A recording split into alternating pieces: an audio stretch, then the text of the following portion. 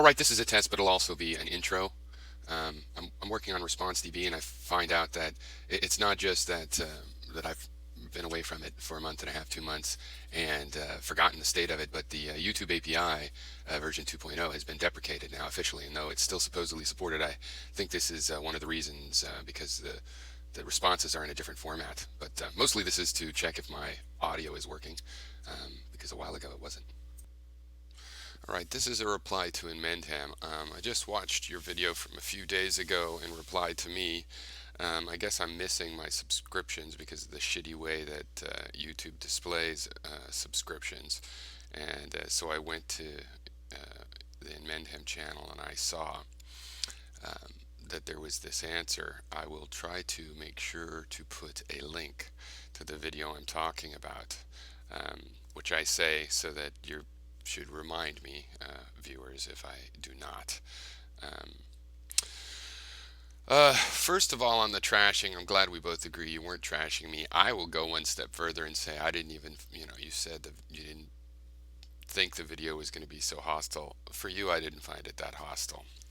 This would probably be a good time to acknowledge that, yeah, I do have an ability to be obnoxious in my, um, doing that consciously is something that I've decided I will try to reduce.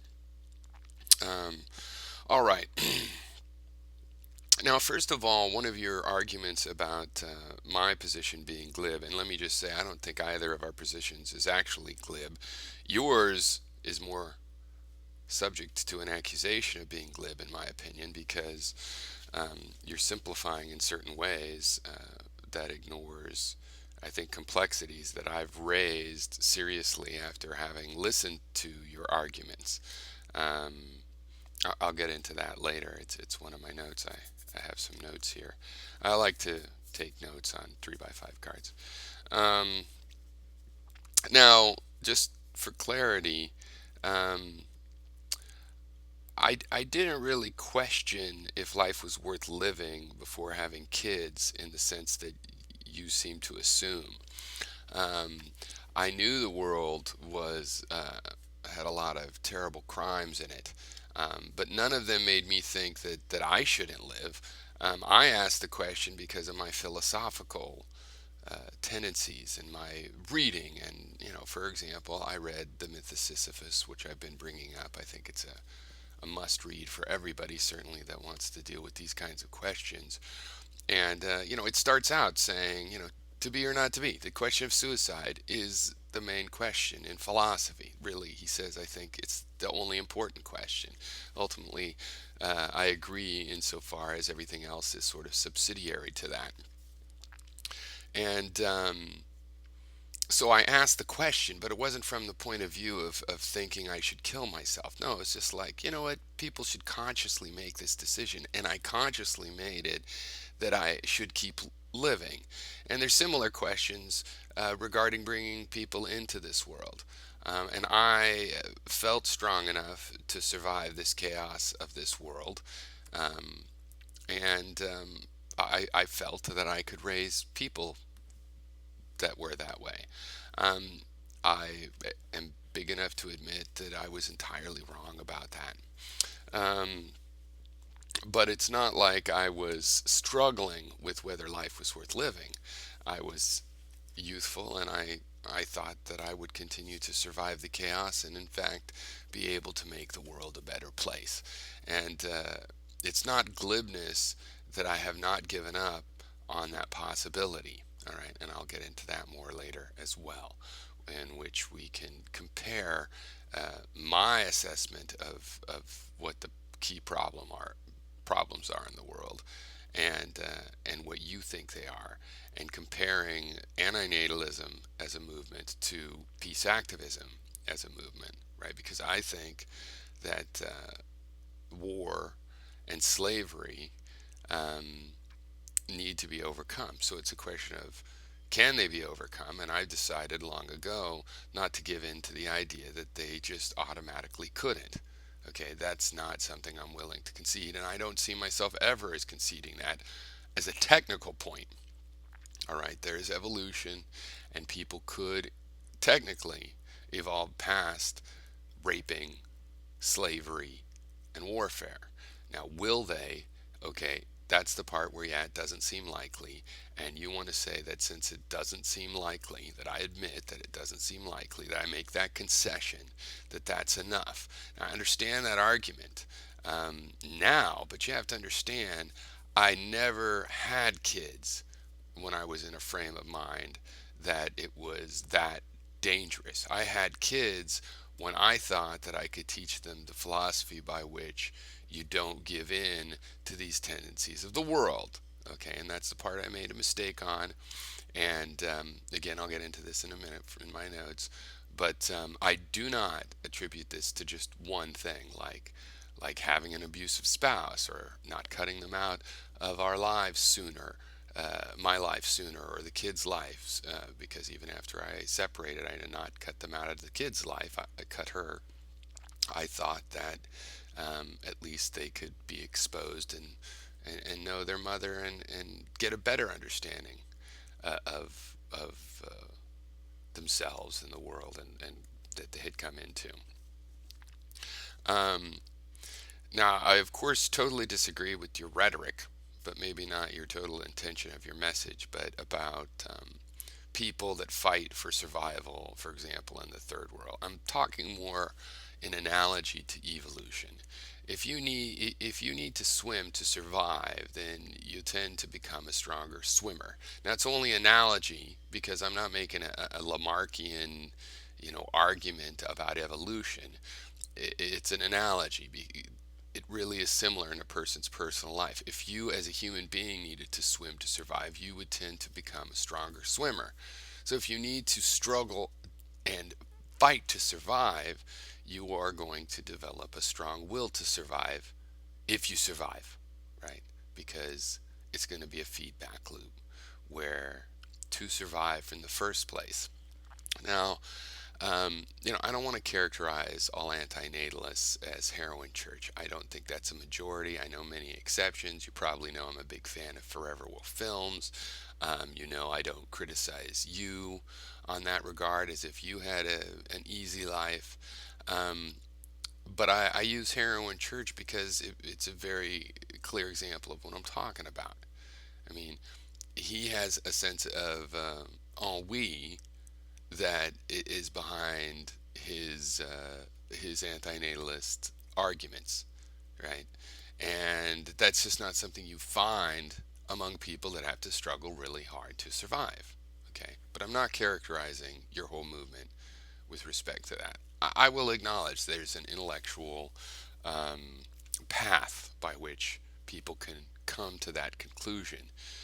Still, I think it does require a certain amount of time in between the fight, the various events within a timeline that is a timeline of a fight for survival. It requires respites to even think that, because if you're constantly just fighting to survive, then you will just naturally tend to build a will to survive. That's not a logical argument that is the right conclusion. It's an argument about why I think that arguing for antinatalism is as futile as you think life itself is. Right? So, just to reiterate, I considered suicide young as an intellectual exercise, and I decided no young. And it was after that, like 9 years after that, that I had kids. Okay. So, you pointed out, you characterized me as saying there's just one reason. Well, no, it was a video of a certain length, 15 minutes, I think, or something that video was, or shorter. Maybe that was even a 6-minute video. And so that was a highlight. But I've gone through my personal responsibility, and I could easily tell you a dozen things that I could have done differently, and many of them are truly things about me that have nothing to do with stopping some other bad influence. Okay, just having to do with me. So I'm not saying there's just one dial. I am saying there's 1,000 dials, and I know a dozen dials I have control of that I could have changed. And there's all the other hundreds of dials that I know other people could have changed, right? And so I see technically possible solutions to my problem, and by analogy, the problem in general.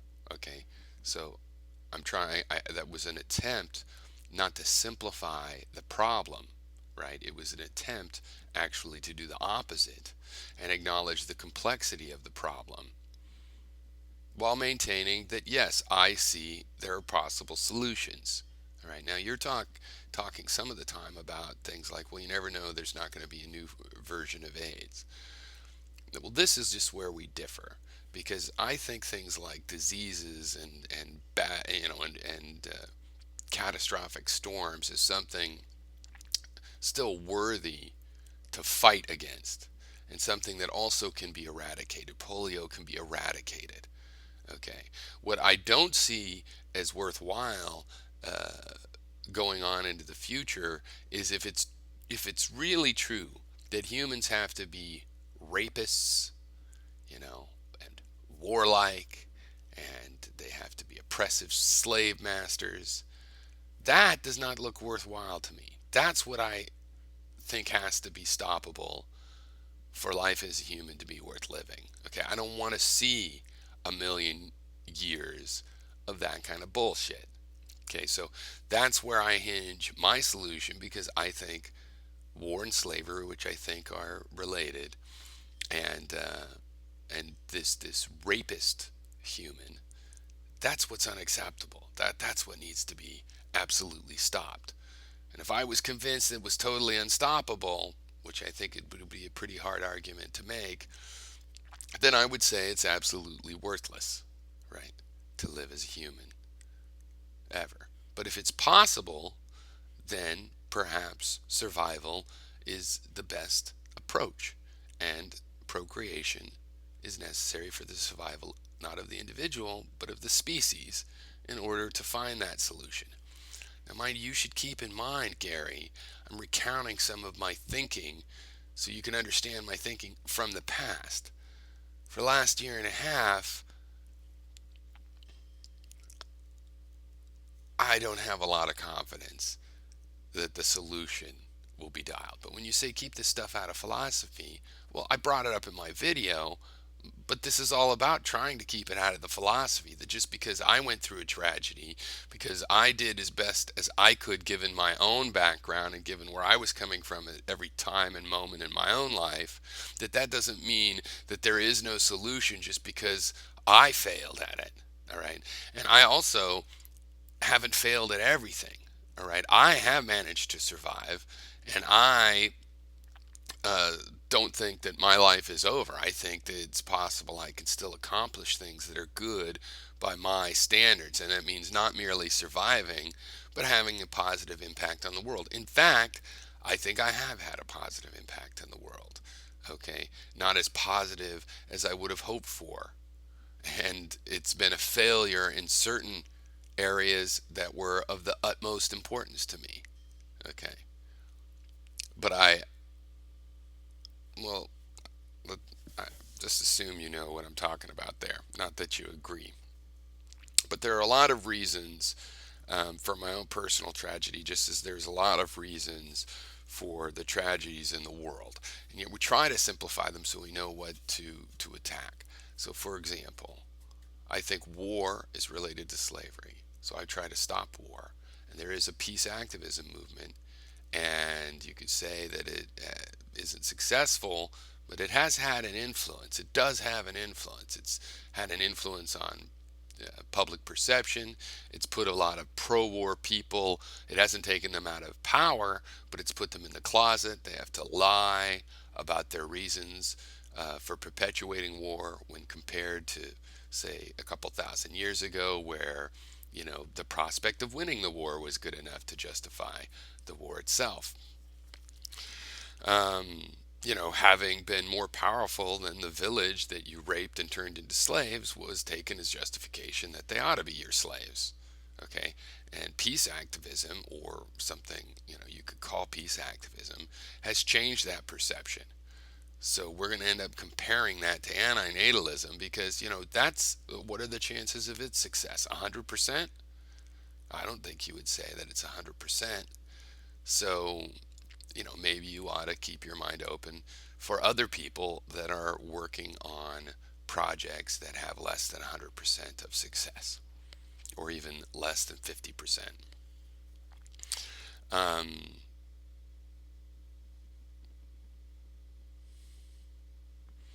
you know, I don't think it's for sure. It's a sure thing, but antinatalism as an approach is a sure thing, and I think you should acknowledge that. And if you acknowledge that, then I think you should back off of the idea that it's glib to say that one reason for staying around in the world would be to end slavery and war. That having children is a way of not giving in to that. Uh, and now, mind you, if I was myself back in that situation with my current mentality, back in that situation, yeah, there's a lot of strength of saying, no, I wouldn't want to bring my children into it. We've been through a big tragedy. And my older daughter, that's still with us, still she's made great strides in the last year and a half, but she's dealing with a lot of bullshit still. And would I say, had I known that I would bring them in to the world just so I can have all the good times I did have with them? I mean, I had what I thought was a good relationship with my daughters, um, and now I question what the meaning of good is in that context. But I love them. They're interesting, and I had a lot of good times. Being a father and a single father and a father in general was enjoyable to me. Would I pull them into the world, um, knowing what we're going to all go through just for that enjoyment? No, no, I wouldn't. That would be selfish. But that was not my thinking when I had the children. And if I go back to survival, I can see why I thought that I could survive anything and teach people, children, to enjoy the world while they tried to make it a better place. It was it was not because it was going to be miserable. No, it's because we could change this world, and so let's do that. Now, I understand where you're coming from, calling my point of view glib, uh, and though I don't really think your point of view is glib, the reason I throw that back at you is because I think it's a little glib when you act like, no, I knew it would be a big shit pile and they'd be miserable and have all these issues to deal with that they couldn't cope with, and I just brought them anyway because, hey, well, you never know, the dice might roll the dice and they turn up 13. No, I did not bet the whole thing on a 13 or even on snake eyes, right? I had a youthful enthusiasm for life, and and I chose a disturbed person as a partner, trying to make her happier, as a way of making the world happier. Like, hey, I come from this chaotic background and I can handle it. I learned how to handle it. Let me teach you how to handle it. And we'll have two children that know how to handle it. And we will build up strength in the world against this oppression. Okay. Now, that was a mistake. I'm big enough to admit it was a mistake, but it's not a glib mistake. And where I am now is not justifying that. I'm calling that a mistake. Okay. But I talk about the will to survive getting really strong among the oppressed people as a way of pointing out that, how, for example, however unlikely someone thinks it might be for the peace activism movement to succeed and end war, well, you're trying to have a movement that ends reproduction. Okay, so neither one of those is particularly likely on the face of it. Okay, so you seem to forget that I'm not a natalist. Even before my daughter passed away, I have never argued people should have kids. I'm exploring this idea and why people are likely to feel that survival and their own survival, if they have survived, can be solved through a strength of will. Okay, I am not and never have argued people should have kids, and right now, um, obviously I do caution against that. And when we first started talking about this 6 years ago, I cautioned against it. I've always simply said that I think it's a personal decision, and I don't think that arguing that responsible people should not have kids is going to do anything other than make the human race less responsible. Okay.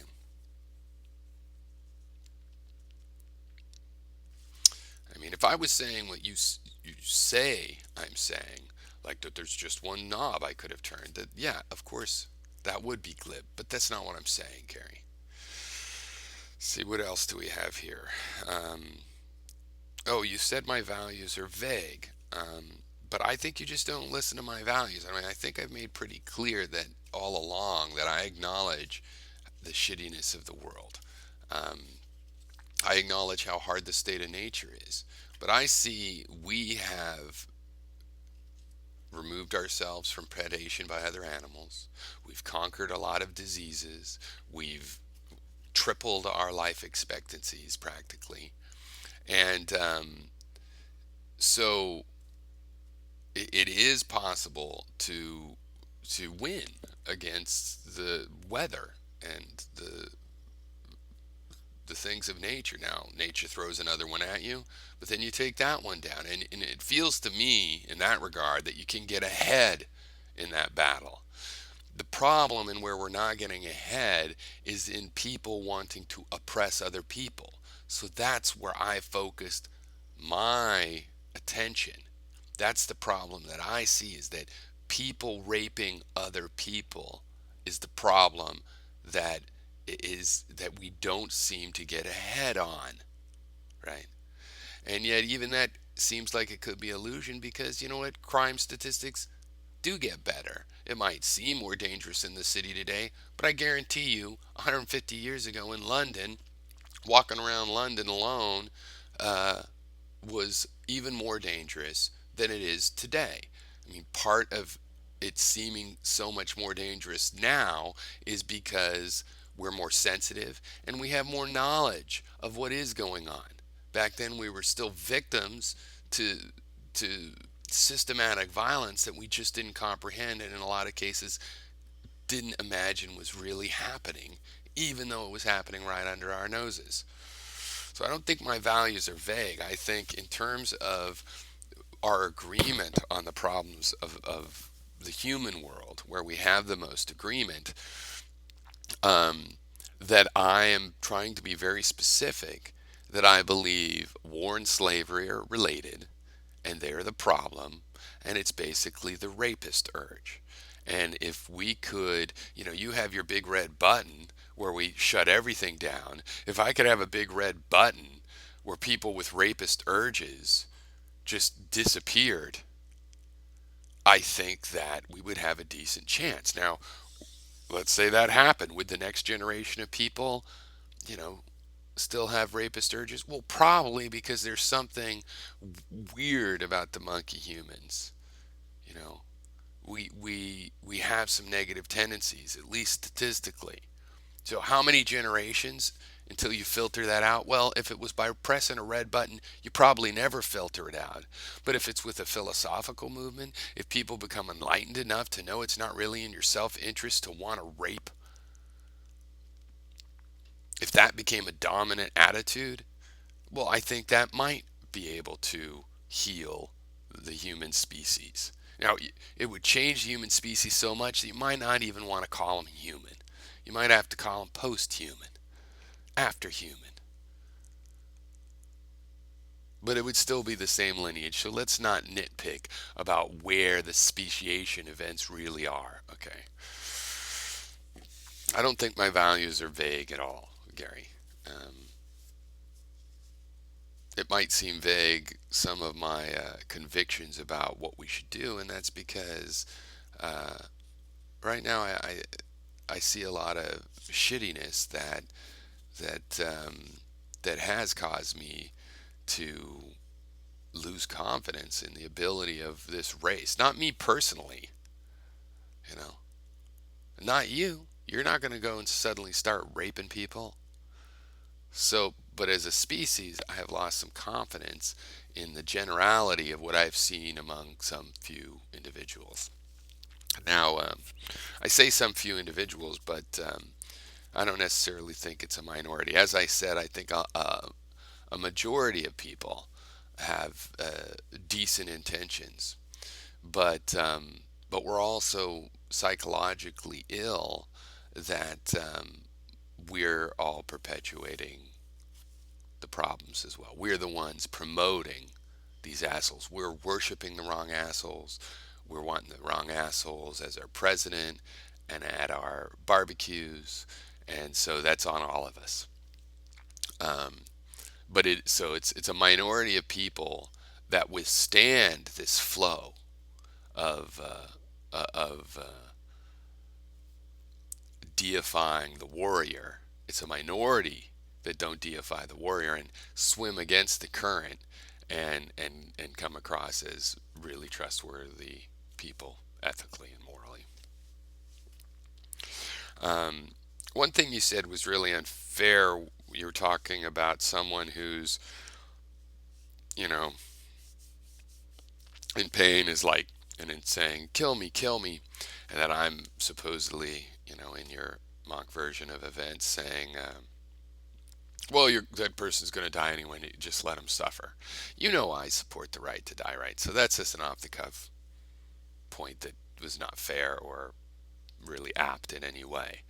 Um, and moreover, this is what I was trying to get you to answer is this issue of if you have to fight for survival, you either die or you develop a really strong will to survive.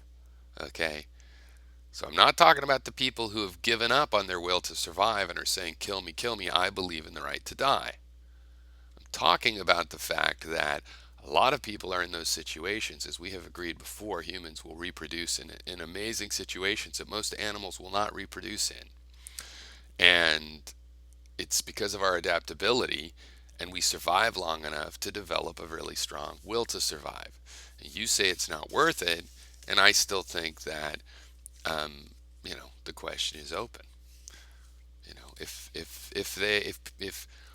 that will grew so strong that peace activism wasn't even activism anymore, it was just the way people thought, right? If that's possible, then I think that we will have accomplished something great. And I think that would include a right to suicide and a right to die for people that have given up hope to survive. And it would also serve as a reason to continue to survive simultaneously.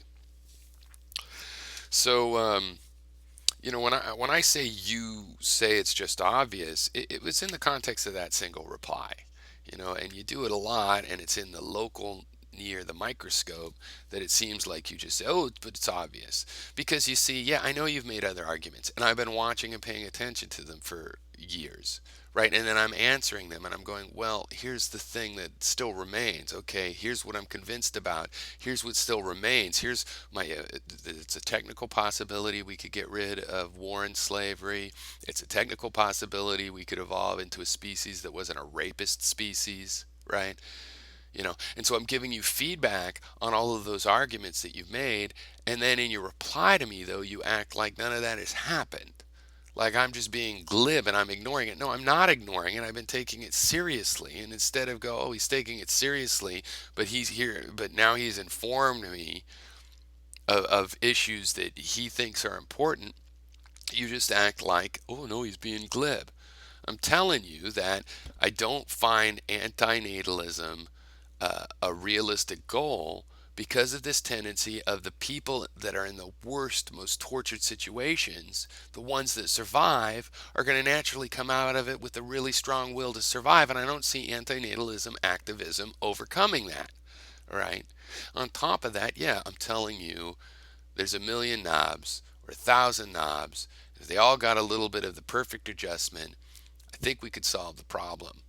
Technically, but it might be such a complicated problem that we'll never get there, because it's not enough for it to be possible. You have to find, turning this one knob won't solve it, turning this one knob won't solve it. You have to turn all of these knobs at once, and that, with complexity theory, could be such a complex problem that you're never going to get that in the whole life of the universe that we have to play with.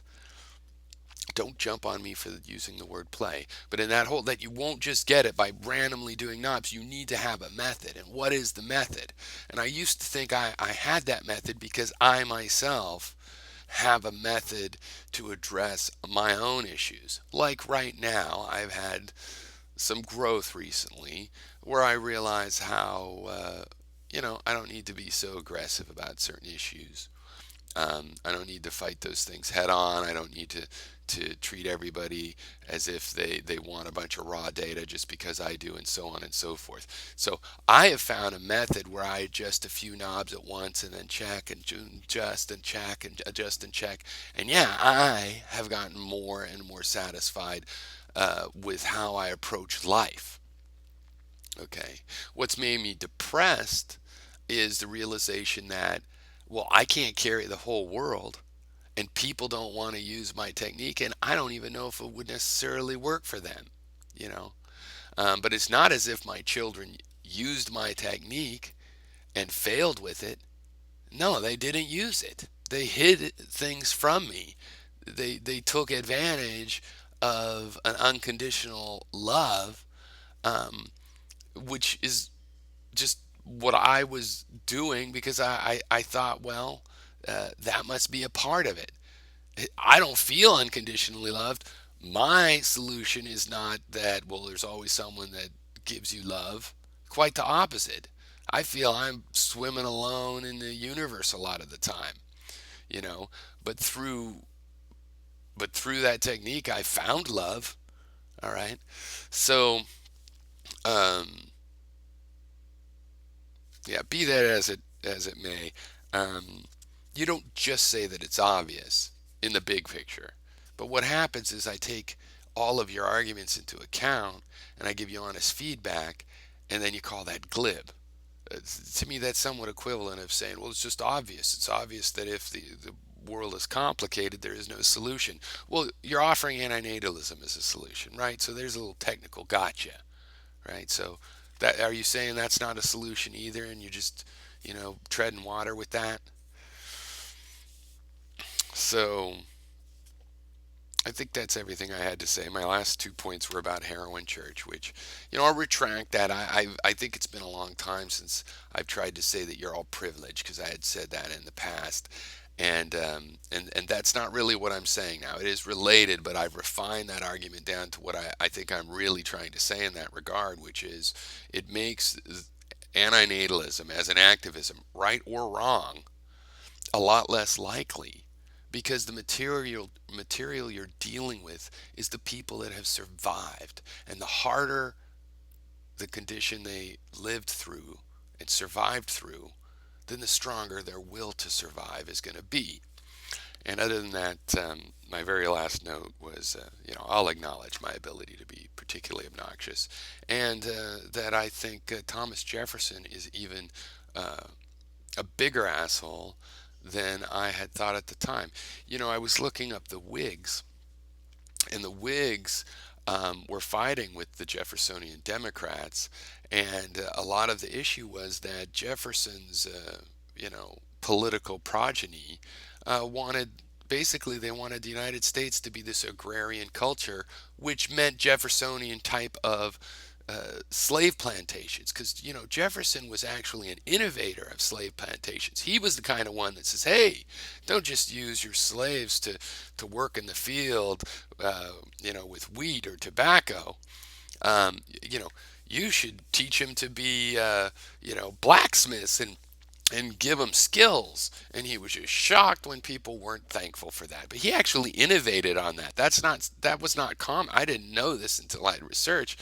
But he innovated on that, and his political progeny thought that's the way we should have gone. Whereas the Whigs were like, no, let's build public schools and some roads. Which is more my way of thinking. I think Good infrastructure is the way you make regular people more empowered, and just regular people aren't as rapey as you know as Roman generals and soldiers. All right, cheers.